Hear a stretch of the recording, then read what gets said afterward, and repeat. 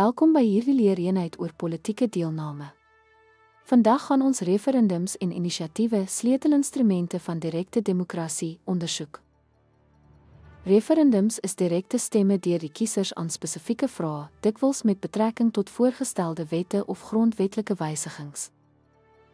Die doel van referendums is om burgers toe te laat om 'n direkte sê te hê in belangrike beleidsbesluite soos grondwetlike veranderinge of kontroversiële wetgewende maatreëls.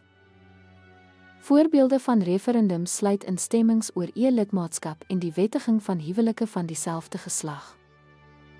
Inisiatiewe aan die ander kant laat burgers toe om nuwe wette of wysigings deur middel van 'n petisieproses voor te stel. Die doel van inisiatiewe is om burgers bemagtig om kwessies aan te spreek wat hulle voel nie voldoende deur hul verkose verteenwoordigers hanteer word nie. Voorbeelde van inisiatiewe sluit in maatreëls om die minimumloon te verhoog en beleide vir omgewingsbeskerming.